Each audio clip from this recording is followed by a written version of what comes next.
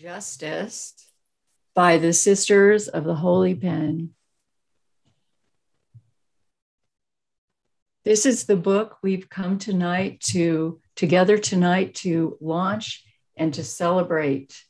And we will be reading from this book, The Sisters of the Holy Pen, our international group of women writers. I'd like to start by reading you the invitation out of the book. The invitation. What is justice? What does it mean to be truly just? What does it mean to balance the scales of justice, the heart and the feather, in such a way that justice feels right? The Sisters of the Holy Pen enter this challenge with a distinctly woman's voice. The song of woman rings throughout. Are all the sisters on the same page? No. Do the sisters feel that justice is justly meted? No. Do the sisters feel the same fragmentation and disconnect that they witness in our world? Yes. Do the sisters propose solutions? Yes.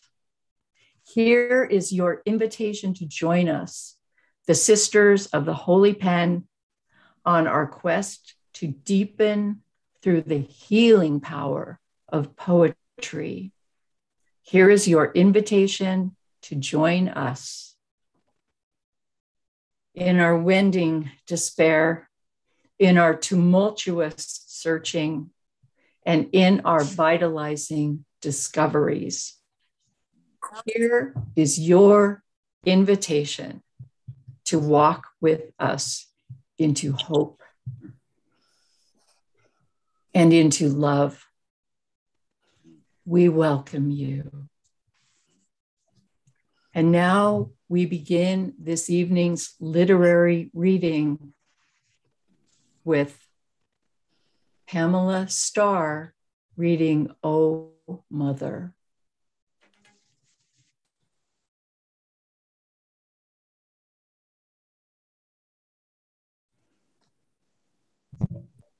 O Mother, Divine Mother is everywhere, soft like a breeze, or harsh, moving the sea to sweep over the earth in a rage, extracting justice when we do not heed her warnings. Humankind has tipped the scales of justice in careless disregard for the mother that has offered up her sacred body to the whole of life on our planet. The desecration has annihilated her holiness. Let's join together in conscious action to tip the scales of justice back to balance. Let our hearts lead the way with love, compassion, and gratitude for all life, that our Divine Mother will radiate with joy once again. Pamela Starr.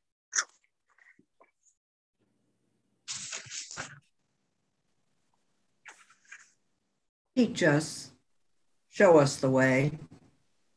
We call upon you, Mother, our earth, our home, abundance of life. Teach us, show us the way. We call upon you, mountains and valleys, snow-capped summits of silence, meadows filled with wildflowers. Teach us, show us the way.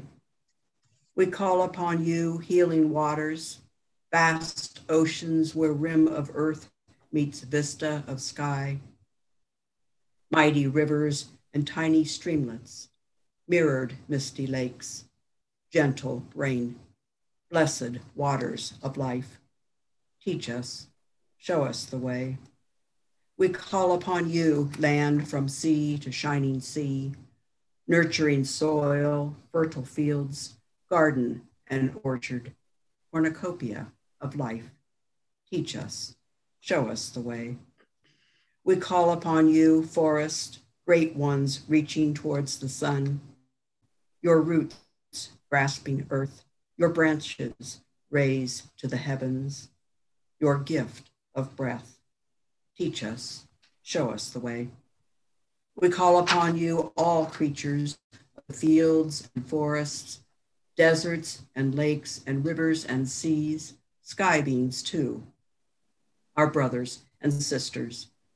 Teach us, show us the way.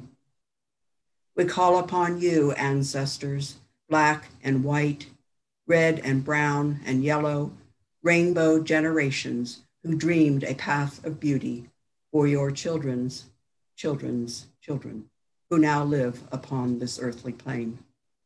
Teach us, show us the way. Teach us, show us the way. Teach us, show us the way. We, your children, who have forgotten how to say grace. We call upon you, most sacred source, all-powerful presence of love and truth, who flows throughout the universe. Be with us. Teach us, show us the way. Teach us, show us the way. Teach us, show us the way. Show us the way back to your light. JudyAnne Morse.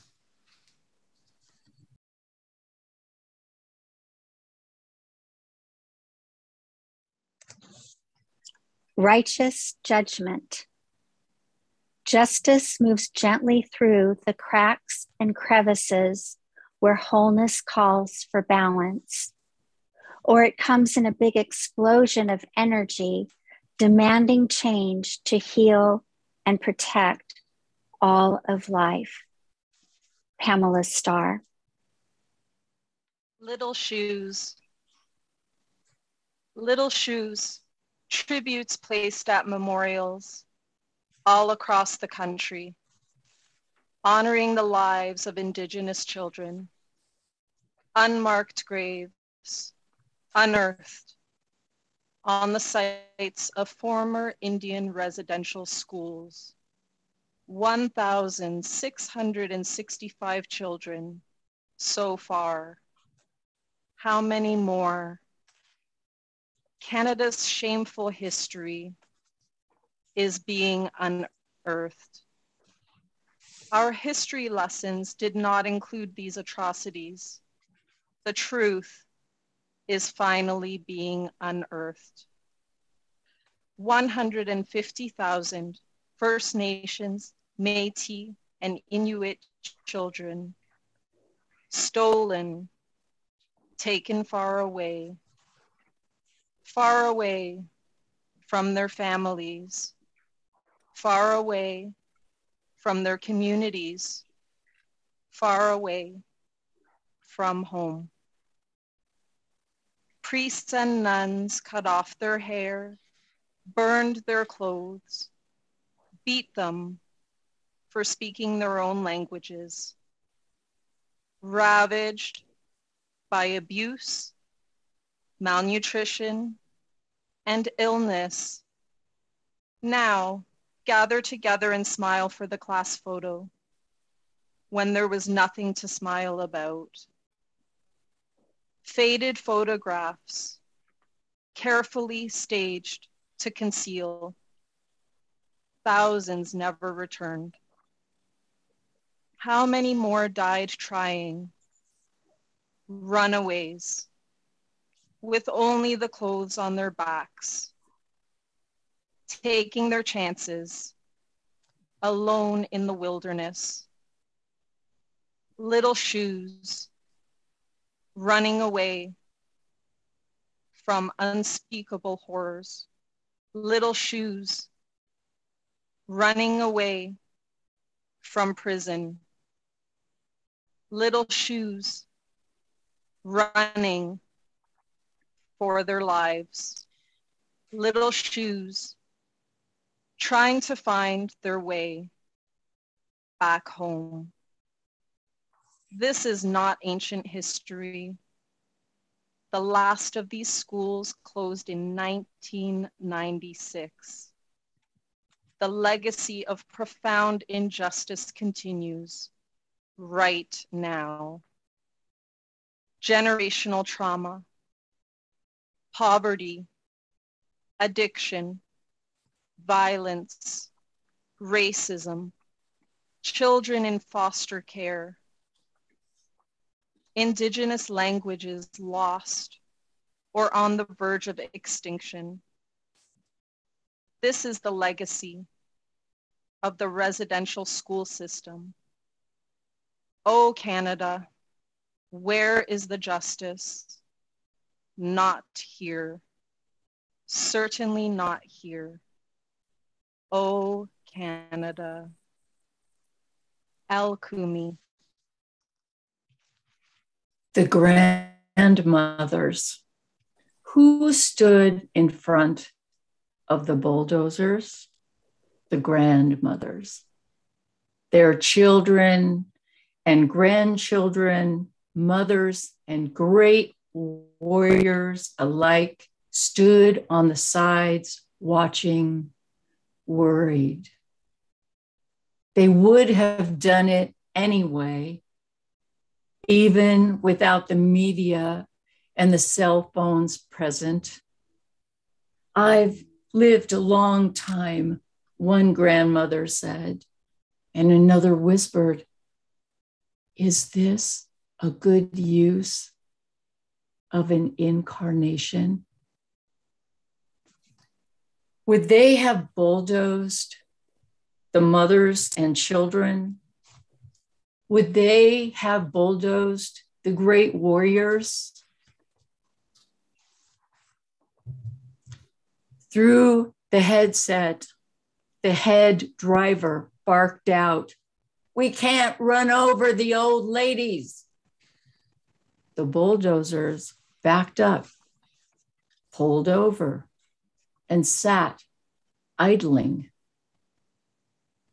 until someone else, someone with more power, could think it over and make a decision.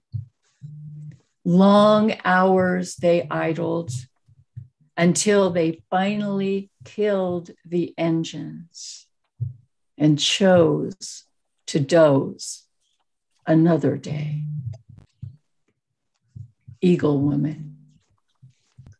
The color of their hands. I see and I hear the inequality in the air every day, and aware that things in our history, if we dare to find those old thoughts and practices that were used to make ourselves so unaware of the pain that was caused to others and whose lives were spared, only to be discounted by the reshaping of the past with erasures and blank spaces of the wounds and the mistakes and murders of men, women, and children from here to everywhere, whose lives were discounted because they looked or acted differently from the blank faces who held the power and weapons over their heads, ready to bash if they did not obey. Is this the justice that we seek today, where our wealth is based on stealing it right out of the hands of those who have less, not by lack of hard work, but because of the color of their hands? This must be repaired. Jan Zemansky, Edgerton. Equal justice under the law. Among the denizens of our local juvenile hall, whites are in the minority. Most of the captive youth are various shades of brown. Why are whites disproportionately represented in the incarcerated population? What is it about our justice system? We strive for impartiality and aspire to provide equal justice under the law. We espouse the idea that no one is above the law. But apparently reality is that people, especially white people who have sufficient money and connections, have better odds at equal justice. And many appear to be treated as if they indeed are above the law. Roberta, Wentzel-Walter. Holding space in time. Justice is a journey through space-time. Part 1, Prelude. For the child whose rape was problematic. Abused, your corner awaits you. Bear a cone of overwhelming emotions. Wear a sign of unreadable shame. Harm done, harm ignored. Left to sit alone in guilt. Who holds this innocent? Bereft of responsibility, she is willing to assert no blame. In this holding space, hugs go unclaimed. Part 2, Interlude. For the abused who holds on to the fantasy of the abuser. The pestilence of my child abuse plagues me. My father's fearful love withdrawn. The affection that he alone offered in his blighted brood withheld. In this interlude, I have languished, holding my sexual space for someone who will demand, define, and spellbind, who will lead me into the forbidden and leave me in the forgotten. I hold space for someone who never comes. Part 3, Postlude, Holding Sacred Space. For the bodiless, whom I no longer sense, held in memories, but which ones? Are you trapped in the space of my abuse, charged with the anger of my victimhood, forming your next body as you steep in the venomous thoughts and feelings I brew? Or can I envelop you with blessings that your next life may begin without the burdens of your last? Move from victim to caregiver. Offer what I never received. Create new possibilities as you bodiless sleep. Dream of the light of love in which you will be born again. Can I hold space for the sacred in you? Eurydice Maas. How to take candy from a baby.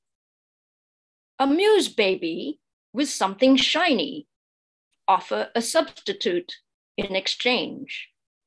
Take candy and turn your back. Tell baby they're not a baby at all and don't need candy. Tell baby to feed you candy. How to take rights from a woman. Distract her with the more pressing concerns of others. Silence her by calling her a bigot when she protests. Celebrate the removal of her rights as liberation and justice for all.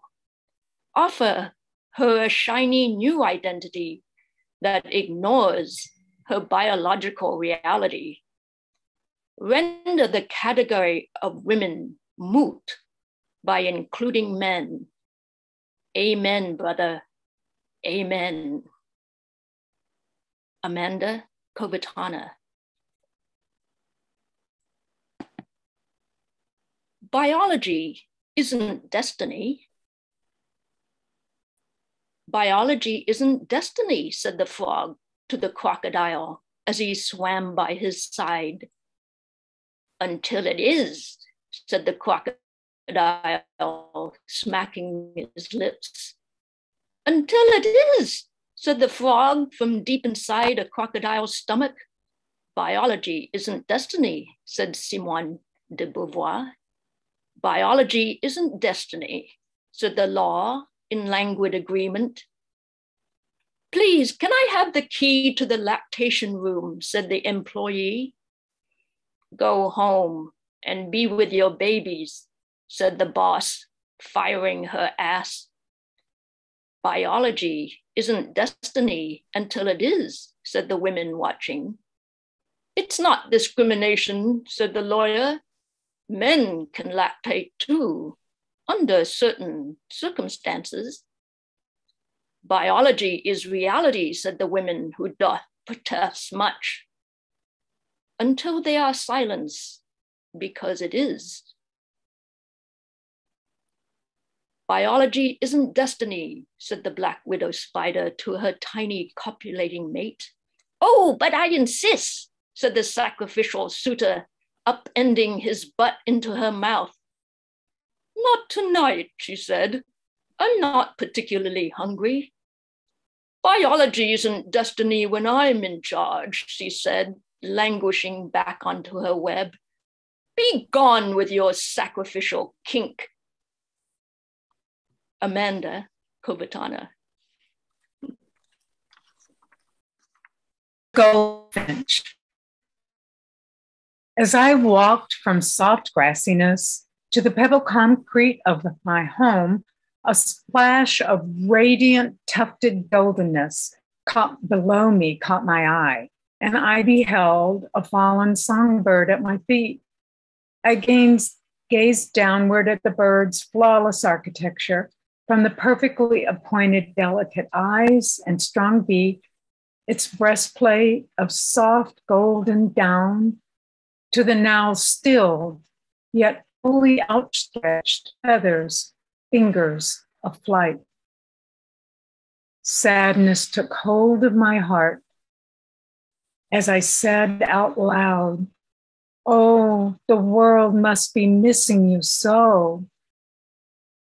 I knew instantly that my home, with its clear barriers of glass, so lovingly placed to view you in your woods, became the instrument of your death. For you, dear songbird, clear space meant the freedom to fly.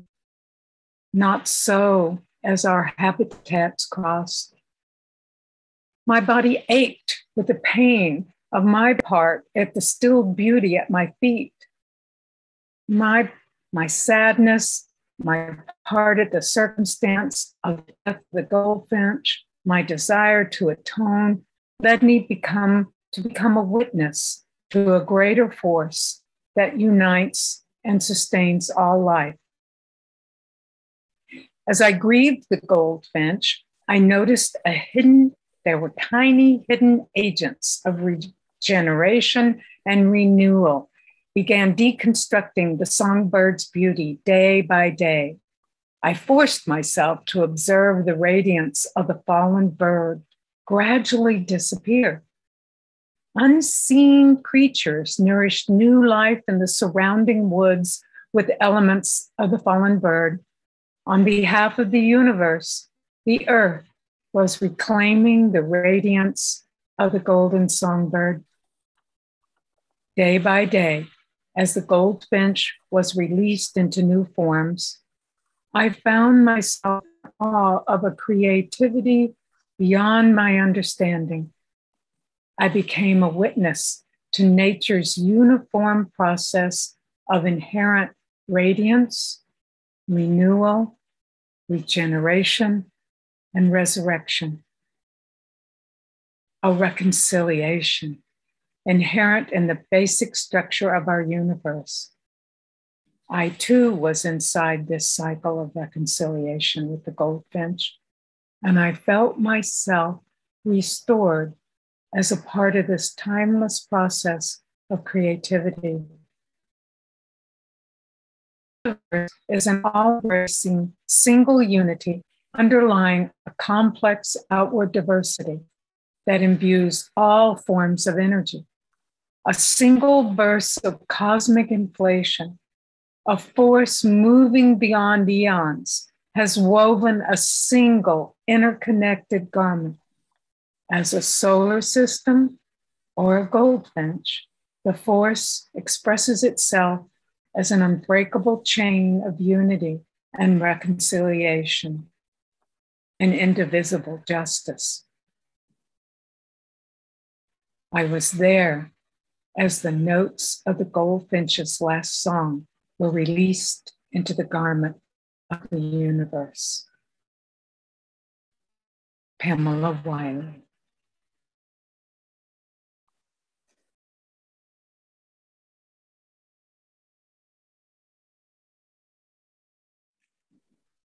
Maat and the Mirage of Truth. I ask whomever will listen, what is truth? My truth, your truth, the truth. Maat, the Egyptian goddess, touches me softly with her white feather of truth. She tells me to look within for an answer.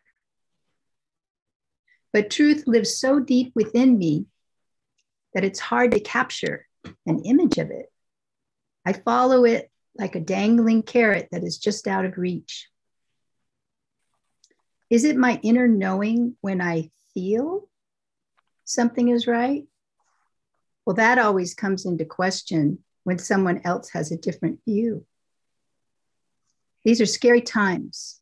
The whole planet and everyone in it is feeling separated and alone. Fear is literally in the air we breathe. Is it right to take the vaccine? Some say it is harmful to the biology of our bodies. Others say it's the cure. But in order for it to work, everyone needs to be pricked with the needle and receive its magic juice. They are doing everything they can to convince people to join them on their quest to eradicate the COVID virus. You can win $1 million, drink fear-free beer, and then become a member of a just cause. My head turns one way and it seems right, then it turns the other way and I'm not so sure. Could this be right? Well, possibly, I don't know. Which one is it, left or right? Whoa, time out. I need to take a breath. Meditate. This is what I wish for all life on our planet, dear Maud. For us to leave our fears behind, take them off like old tattered clothes, bury them to be recycled by Mother Earth, to learn how to heal ourselves in new ways, or should I say in the ways of old, when people lived close to the earth and didn't fill their bodies with man-made chemicals and toxins, when they walked barefoot on the earth and received the magnetic pulses of our planet coursing through their bodies, life force mingling with theirs to create a sacred union. The laws of nature, the laws of Maat, is where I see a just world emerging out of the ashes of our decline. Our hearts as light as Maat's white feather of truth. Jeannie Goldman. Human justice versus universal justice. Justice. We seek justice. Oh, by the way, what is justice? Who defines it?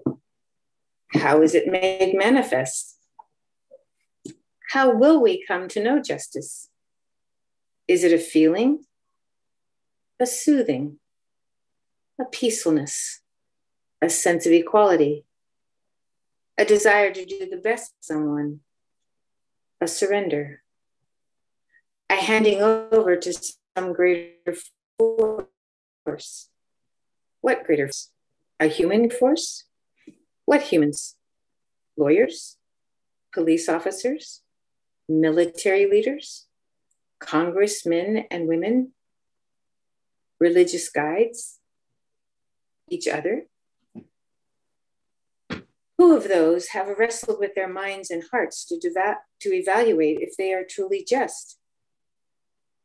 What if, in actuality, they are in righteous indignation, not justice? Take judges in a courtroom. They are fallible humans with limited consciousness. They are individuals who might not have lived an examined life, who have biases lurking in cobwebs within, whose brains might still be fighting demons from the past. A powerless child inside a judge's black robes, peeking out through horn-rimmed glasses, a heavy wooden gavel in his or her hand that can be pounded to call order. Outer order or inner order? Do old wounds glaze over their thinking, their judgment? Is their survival brain hung up on the various human hooks? Hooks like being right. I am supposed to know, so I will pretend I do. To cover my unknowing, I will go to the mat to defend my position. Or I have been taught to think that you are less than if you lack the right color, class or body. My nervous system alert. If you have had life experiences that I or my people deem unworthy, justice may not be your due. How about the protector parts, modus operandi? I have to control and dominate, feel safe. A relief to the person with that thought. Finally, I have power I didn't have as a younger person. Now I can make you feel my power, even and maybe better. You have to squirm, to writhe in humiliation, to feel shame or feel crazy. I did. The survivor brain's hook of retaliation, my part that wants to make you feel what I felt. You, person before me, represent my childhood perpetrator. My clouded vision sees him or her in the shadow of your eyes. You will pay because they got away scot-free, not you. Not with me up here in my lofty position. Here's where I have come to hide behind a mantle of justice. I can talk on and on, make you listen, make you feel shame. I can get stony cold, determined. I can say I hold the final say to defining justice. I would be lying. You would know it. It would enrage you. Your rage would make you look more unworthy. You are below me in rank. I had the money, the connections, maybe the brains. Definitely I had the ability, whether earned or paid for me by empowered people, people whom I could please by letting them use me in my position. I made integrity destroying deals along the way. I have to pretend as a judge I earned the right to met out justice. I did not. Are the courts rigged? Are the lawyers, judges, congressmen, and women who determine justice prejudiced? Are they made up of fallible humans whose consciousness is limited? Yes. Justice at its purest is cause and effect. Over the length of lifetimes, it is karma. The universe is governed by laws, which all of us might fail to recognize until we do. Is this fact? This is a just universe. The correction of our human mistakes will come. It may not be at the time or in the way we imagine or want. We may cry and wring our hands and pull our hair, shout, demonstrate, protest what feels unjust. We may wonder if the entire universe has deserted us.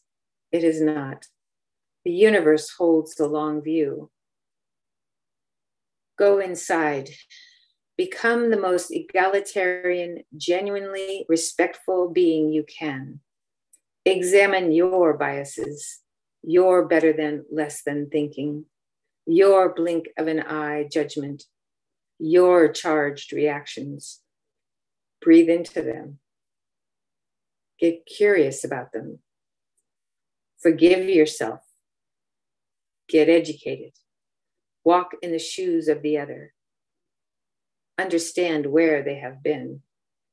Seek to find the answer to this big question. What would be in the highest and best here for all involved? Ask to be guided. First, inside. The universe is inside you. Seek to bring yourself to your highest and best. Acknowledge there is much you do not know. That is true. Be open.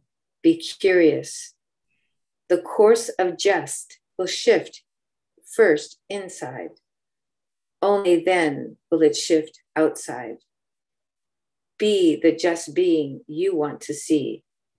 In the meantime, trust me, justice is being meted out even as I write this, even as you listen to this. Are you watching? Donna, Blethen. Silent injustice. I could tell you about all the injustices I've suffered over a lifetime. There are many. But what's the point? They lived in the past as memories, even though some still have implications in the present. What's the point when there are so many others who have suffered injustices and still do? Who am I to speak up about what happened to me? Why should I have a voice that resonates above the rest, or even co-mingles with the multitudes? Truth be told, I am but a drop in the ocean of injustices in the world. What is a drop of water in an ocean of tears?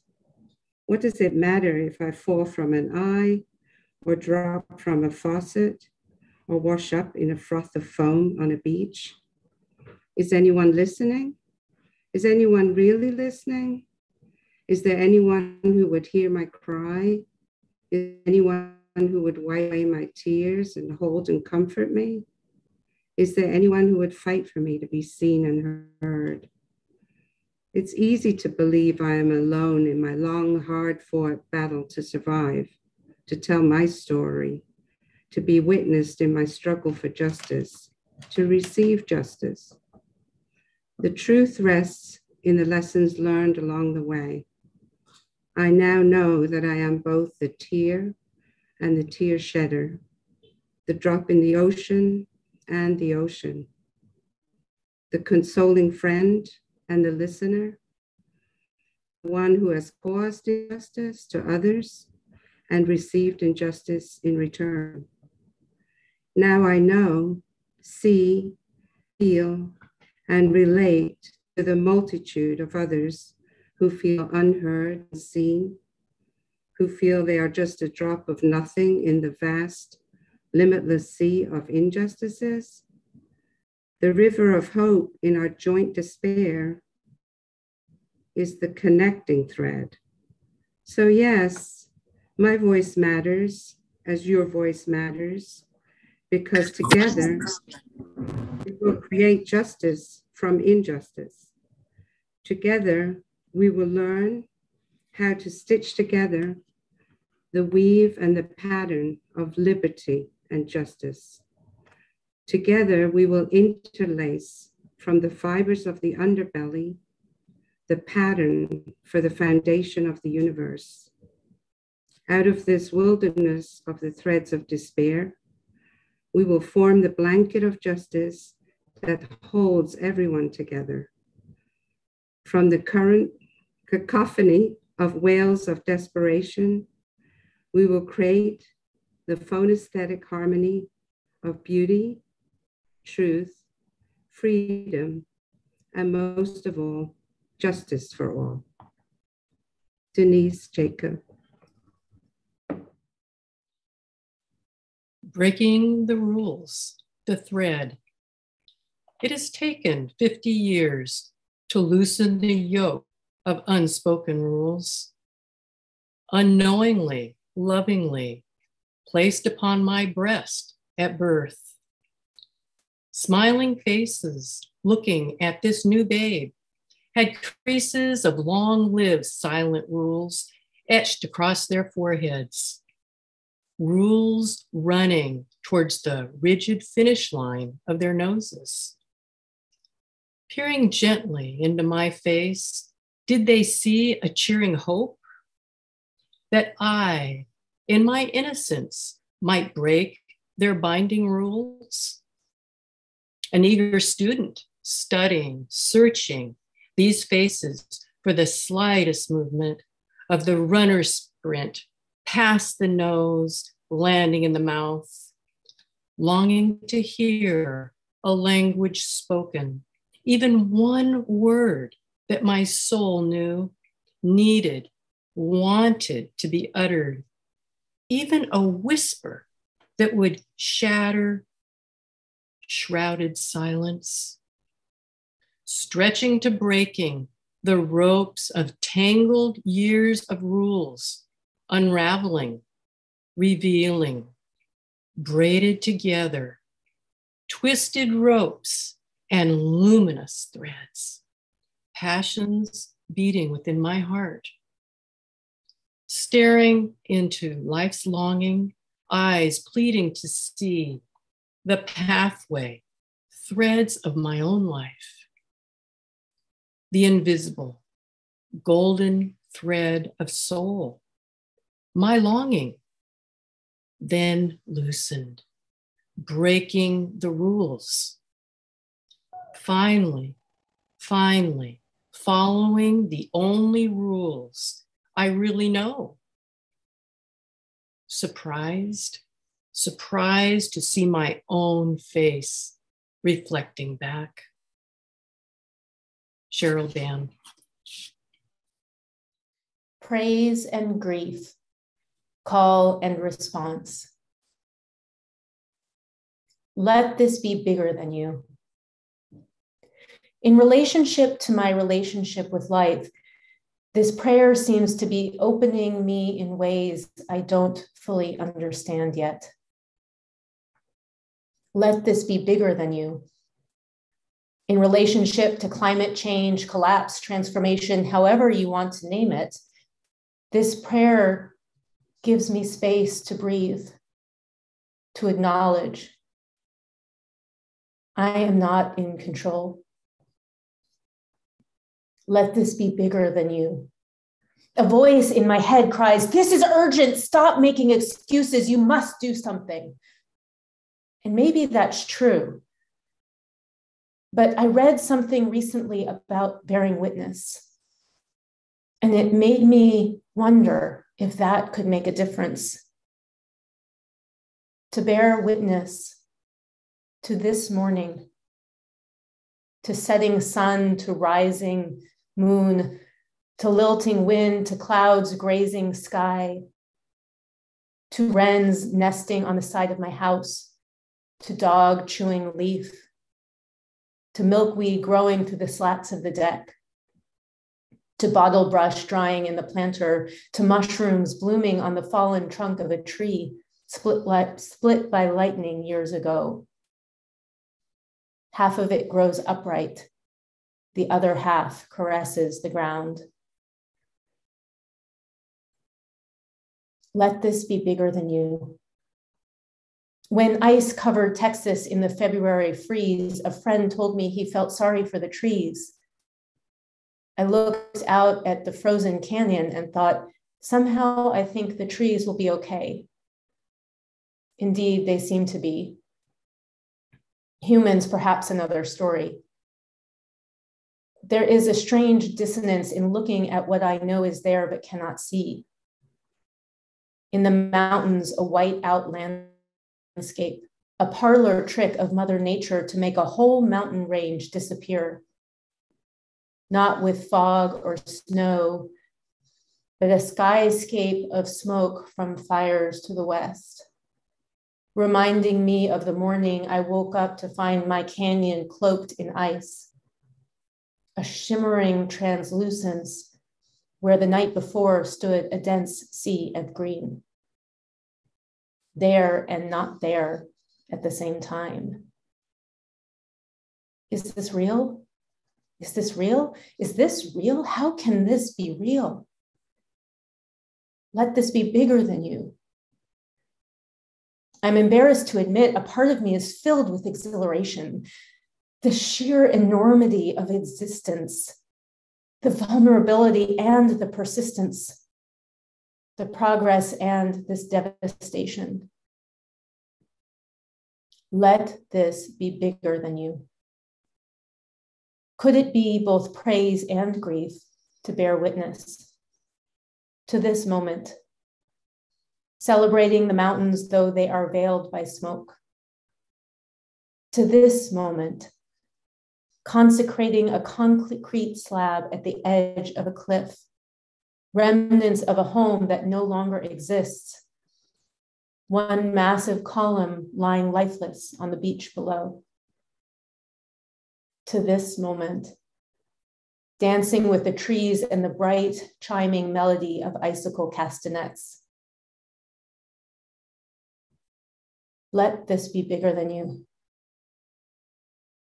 What comes next? What comes next? What comes next? Let this be bigger than you. When I close my eyes, birdsong fills the whole space, and the wind in the trees and gentle chimes, a car across the road, an engine above. Call and response, call and response, call and response. Jennifer Bloom.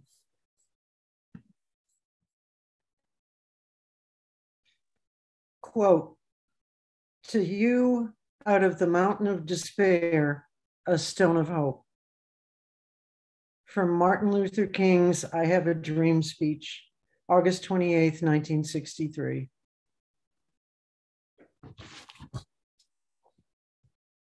It's easier to be our best when the sun shines on us, when the way forward, although still strewn with obstacles, can be more clearly navigated, when the desire to reach for our fellow travelers is a gesture we can afford.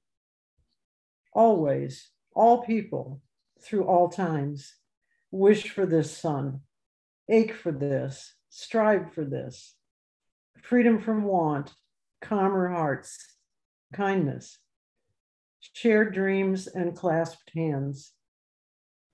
But these times, like so many times before, are not those times for most. And in fact, the troubles are rising now. The crowd is stirring. The rage is piling up.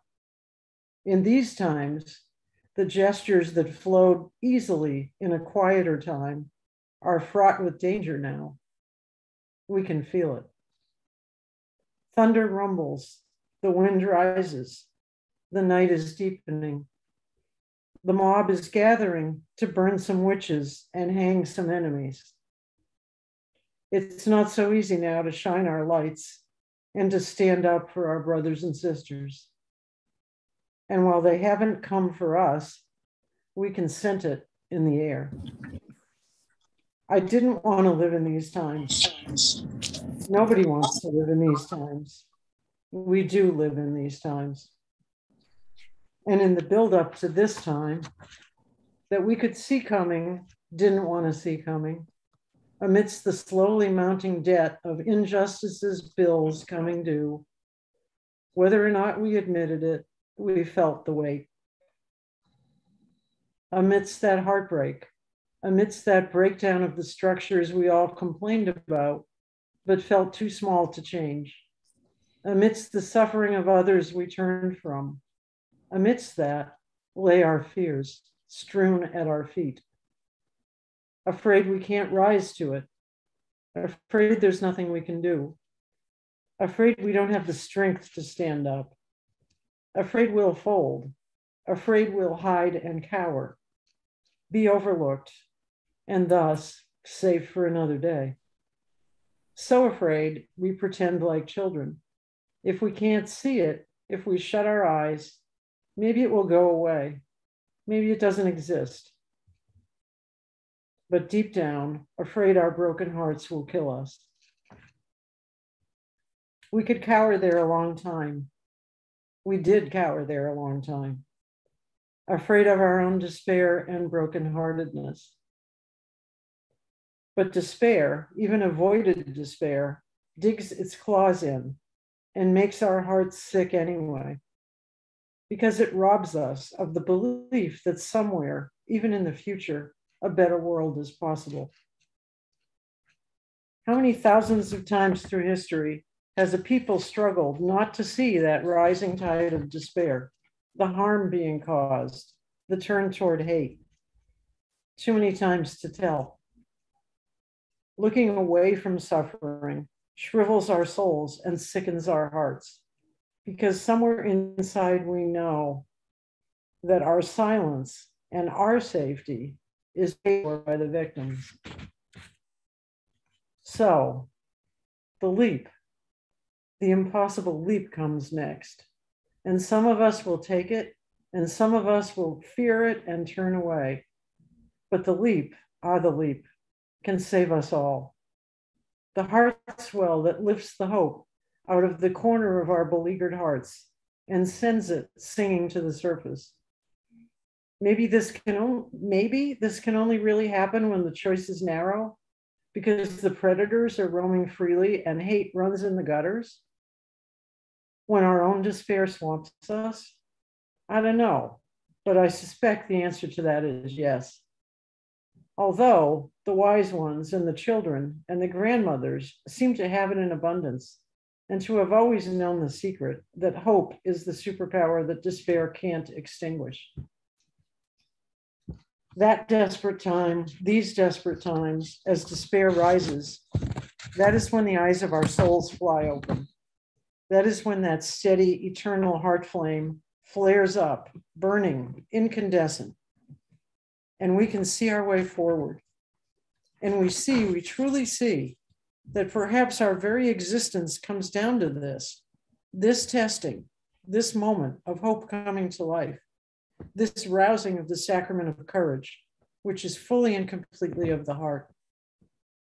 And all else pales before this most crucial thing, this moment of standing for something greater than self, greater than survival even. This moment of holding the dream, of believing in love, of believing in what binds us together. And this moment of deciding that nothing matters more than hope, than faith in each other, than the knowing that a better world is possible, and that we would stake our lives on it, that we decide to stake our lives on it. And in knowing that nothing matters more than this, we reclaim ourselves. And each solitary one of us who rises shakily to their feet, holding that tiny flame of hope aloft, leads to the next one and the next one and the next one, until we find we're not alone. We're in the shelter of each other. This is why the gods and the goddesses have not turned their backs on us completely. This is why they're still interested in us. This is why they still love us. It's easy to be our best when the sun is bright. Our souls cut their teeth on the other times. Kathy Carlson.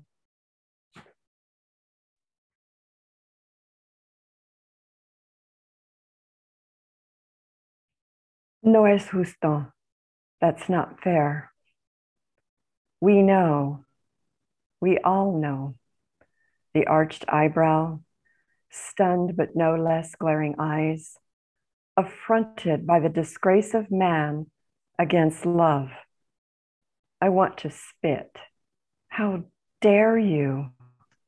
Where is the justice in ripping apart the cosmos in our care? Justice is not blind in the hands of awakeners. Once we were more tempered, our inner climes in tune with nature's will. Now, with such outright assaults on our sensibilities, I resolutely deepen my relationship with justice. Temperance still exists, evolves its listening, takes a stand in my body. The challenge to being a woman in the ascendancy of her years with knowing ferocity. Esto no es justo. Drawing lines in the earth now, sand not my medium. My voice rises more often these days. Birds come closer to me, witnessing, as a more seasoned participation suffuses my aura and arouses my soul. Justice is not for featherweights. The courage to be has always accompanied me, even when I cheated myself out of my knowing. Justice has ancestral bones that are a fine compost we tread upon.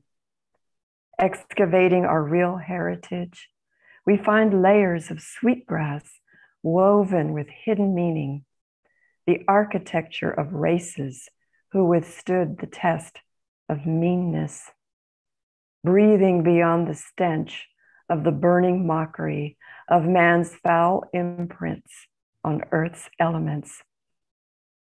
We are Peruvian hummingbirds, relentlessly deterring falcons who would draw blood from the white plumed throat of a condor in its spiral descent.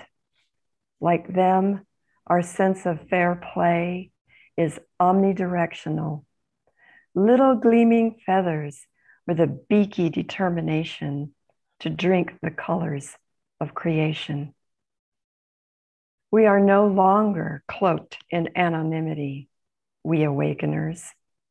We are known by the cloud people and the thunder beings, the lightning that strikes, a force of nature incited by a new intensity. I wish fair winds to you, and you, and you, the treasure of treasures, heiress and heir of the road less traveled, enlivened by the will of heaven and earth. Somos justos, we are fair indeed. Norma Estela Tarango. Nothing more. My white rabbit appears as a moth, burying herself in my hair. I lose sight of this delicate ghost as she goes deeper and deeper still. She sinks into my inner landscape, and I slowly bow down to the fear. What will she find within this hidden garden? Will she be drawn to my heart or to my head? Does she find a garden that dreams of more, or one that constantly looks back at every mistake? Might this garden deliberately hold both and neither? Is this garden held in my DNA, being passed to future generations? The birds and the trees seem to know. This garden lives on the wings of the bumblebees and in the pollen of the flowers that they seek out. This garden takes what it needs and nothing more. Kirsten Harwick. Joy. I asked, how do we live in times like these? How do we live? She quickly replied without hesitation, do not lose your joy. In her steady eyes, I saw how she survived, having lived in a country oppressed, where justice evaded the days, where dreams kept the nights alive. The party, past curfew, just stay the night, dreaming together all through the night. There is joy in unexpected places. Huddled together in the cold, wailing winds, lean into the blizzard as buffaloes do, standing together, snow-covered faces have not turned away. Find joy in unusual places. There is a lone weed breaking through the thick concrete, seeking the sun that brings strength. If you look, sometimes in history, like now, people's stories compel one to run faster, despair on their heels, dropping sweat, falling tears slip into sidewalks, cracks, and a few prayers. When concrete sidewalks seem bleak, then wonder sprouts. The lone green weed, tiny yellow flowers greeting the certain sun, has broken through hard expanses. Sweat and tears have watered faith, pausing at the unexpected joys. The sun did rise, even shrouded in smoke. Babies cry, babies laugh. Let's find joy in unexpected places. Chase moonbeams across the sea.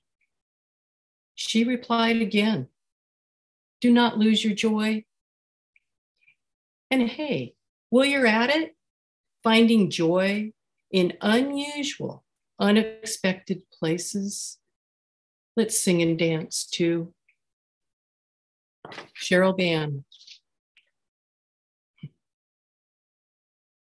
Downing. Lake mirrors the downing. A moment captured in the bird songs. Mind doesn't remember yet the plans of my works. People are sleeping, boats locked in the docks, an old man with a floated back dropping a gray robe on the shore. Nude as a painting without shimmering and delay, immersing in the cool, smoky waters. Ripples shaking my morning silence. The dreams of humans still alive. Space under the ripples, listening my prayer. Power of the soul, start to move the new day. Elina Vas. What if it's not a line? If in your mind you're looking for a line, that's what you'll find. A better name for this place might be space. It's also a flow, as in gravity flows through. How about stream? A stream of consciousness activated by awareness. Maybe a cord, a connecting cord, as in umbilical cord. This space undulates. It undulates with lemniscate, housing the snake of the spine. We are space, walking through space, navigating, negotiating space. It's not a thing. It's a non-thing. It's not a line. So don't call it a line. Kathy McConnell. Throw a rock. Throw a rock in the river of fire. Maybe it will explode or melt or harden. Throw a rock in the river of water. It will be worn away and become something new. Eagle Woman.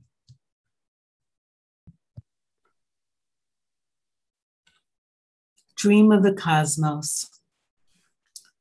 Once upon a time, in that special dimension of dream time, where real is more real than real, and what we know, we really, really know, I dreamt a book of the cosmos.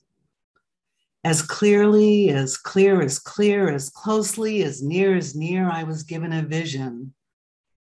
Alas, only the cover page returned with me to my dulled, diminished, erroneously misstated state of limited waking, or so I initially felt. But justice is what returned with me. This single word justice, written diagonally across the page from lower left to upper right in shimmering starlight against a black night sky, the single word justice. Justice as a key to evolving consciousness. Justice lighting the dark night of humanity's soul. Justice guiding our purpose. I have often pondered, is it for me to write? Is it already written? Is it for us to discover? Is it for us to create?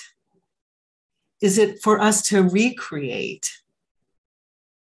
And in this, in which we find ourselves, this new world where fear and distrust of one another are in an epic battle for our hearts and minds, has justice become simply irrelevant? Or is justice a key to our salvation? And what does justice mean anyway? We as a people have become so fractured, our versions of reality so programmed with overlays upon overlays upon overlays, intentionally formulated to separate, designed to bifurcate and eradicate, eroding the knowing of the heart, confusing the processing of the mind, compromising the joyous expression of life itself. Is justice even capable of dismantling such suffering and illusion? I am not a preacher, nor am I a teacher. I believe that we all know and don't need to be told. So listen to the preacher if you want, because it uplifts you. Study with the teacher if you want, because it shifts you, but don't relinquish your power or authority to anyone. Justice tells me that our first step is to claim and live in our sovereignty with all that that entails. Justice tells me that she requires sovereignty, liberty, unity by diversity, liberty as political and social freedom to do your own thing, and unity as a spiritual principle that celebrates diversity as the creative principle and birthright that flows from our sovereignty and unity.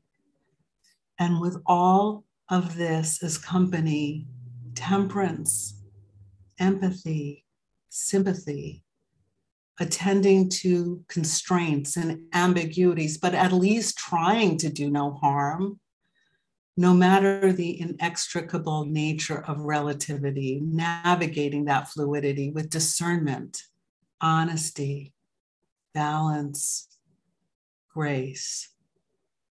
Justice tells me that we are as close as we are far, and that she will speak with crystal clarity when we ask and desire her to speak again. And justice tells me to listen. Listen to what she has whispered or spoken aloud or even screamed in my siblings' and cousins' ears.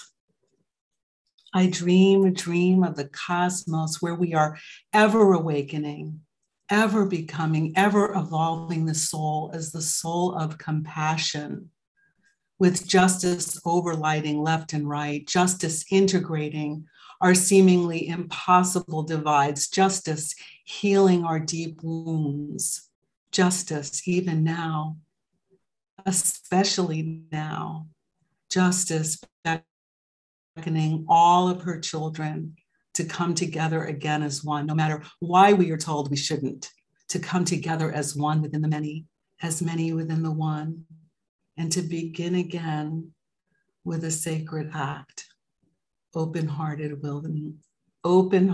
willingness to listen. Lisa Hamilton.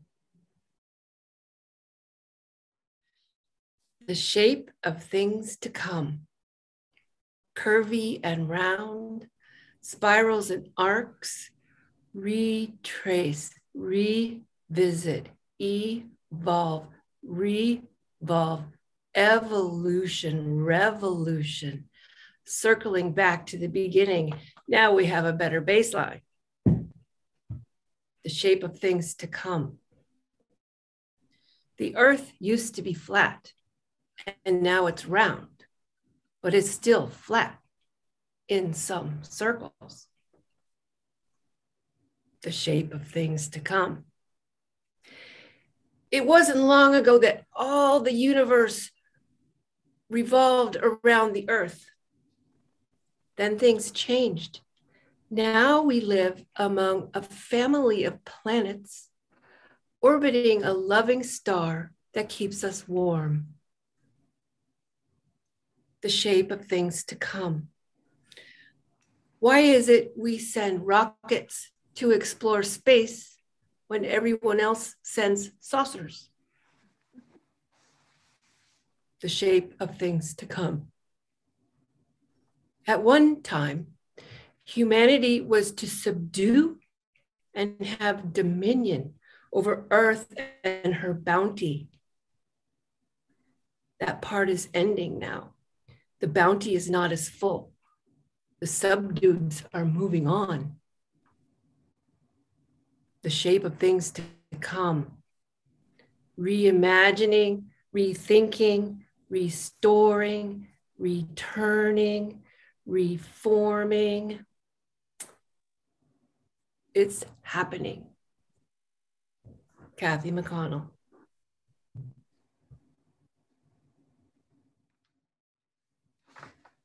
The heart and the feather. Ours is the mythical journey, the destination guaranteed birth. The journey to heaven on earth is the long dream weighed upon God's scale, where the heart of love and the feather of spirit are one. The mythic quest is long, onward, everlasting, from missing the mark to piercing the target of perfection. We are given day and night and all the space therein. Our every thought an invocation, every action a ritual summoning. The stars to guide us through night, as the sun guides us into the light. Drink then of heaven, drink then of earth. The journey long, onward, everlasting, the destination guaranteed, death. For we are thought and shadow, bone and heart.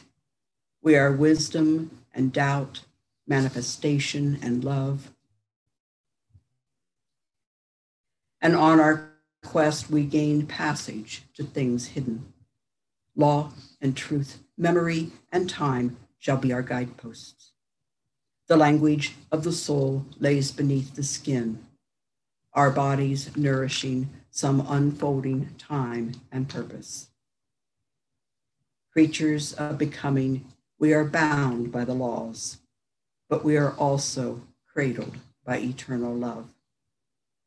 We are all held always in the loving hands of God. Sing then and rejoice. Bind yourself to the awakening.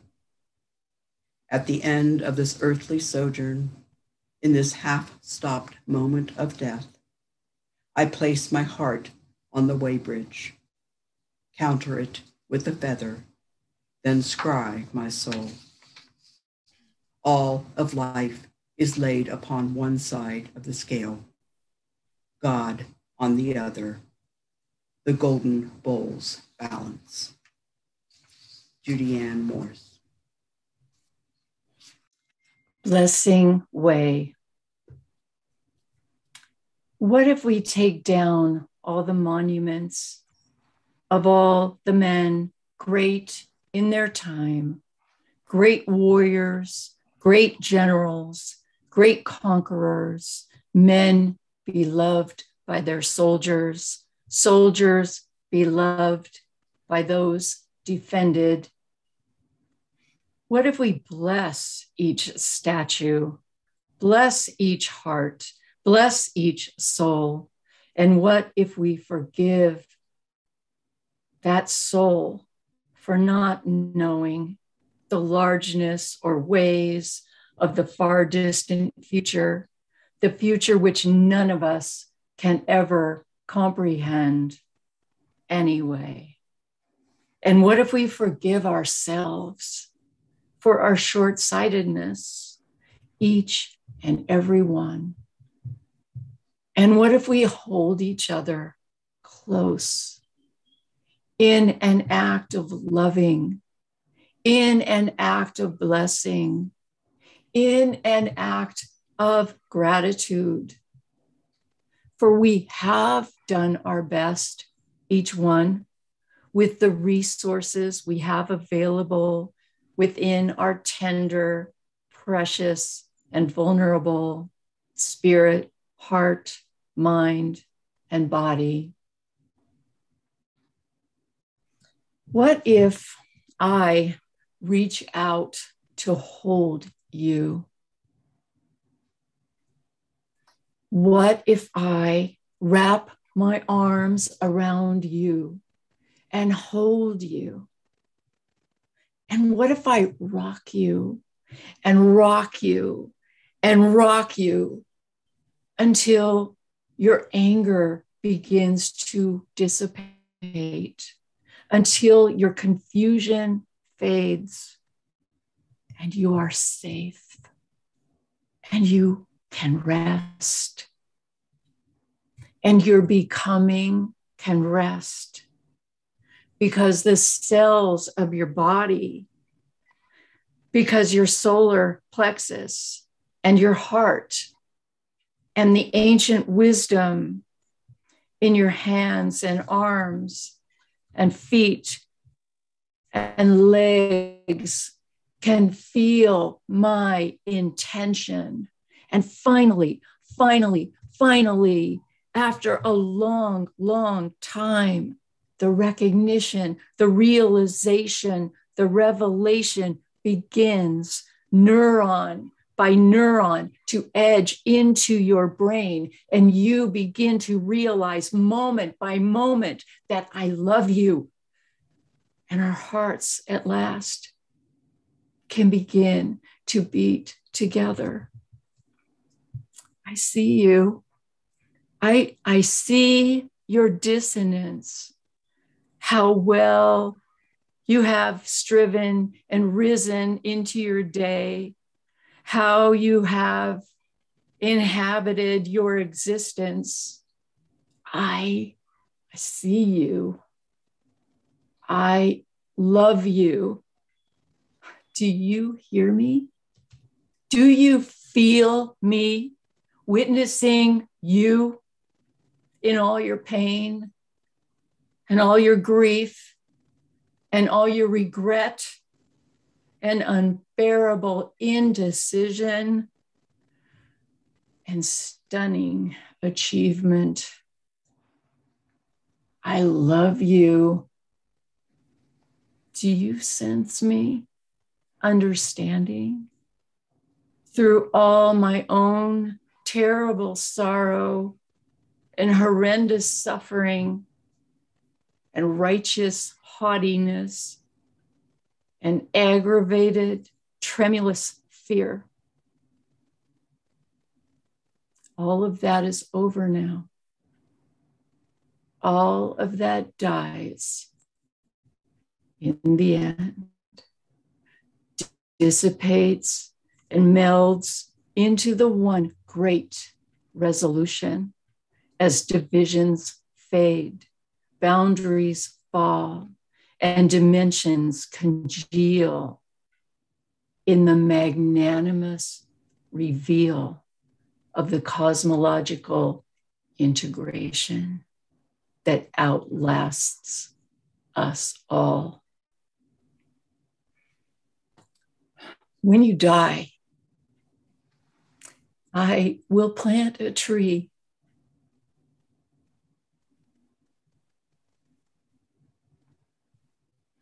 Will you plant a tree for me?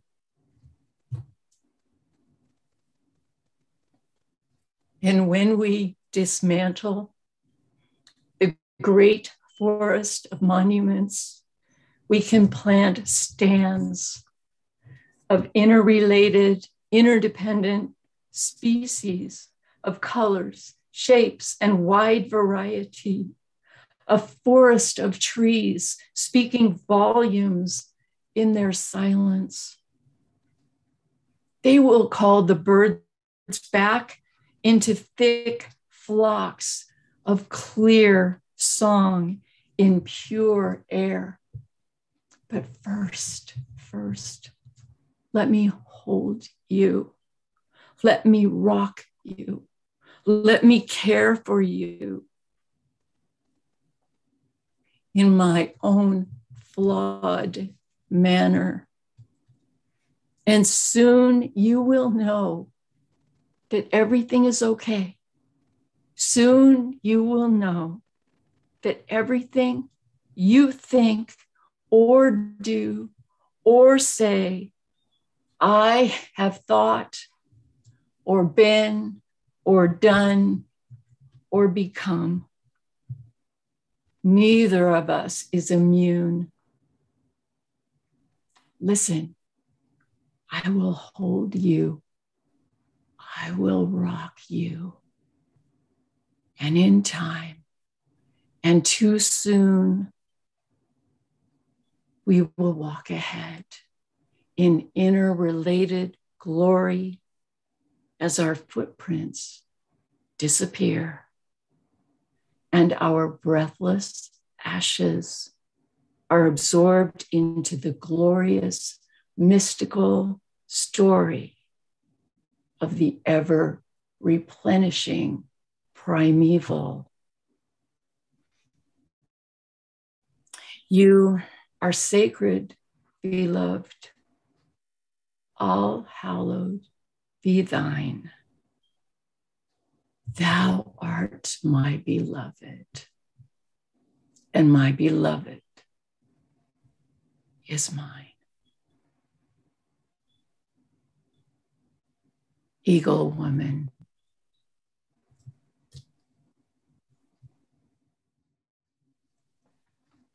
Ho'oponopono.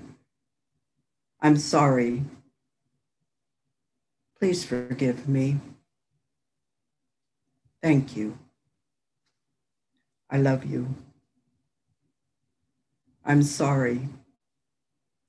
I'm sorry, beloved, but I have forgotten once again.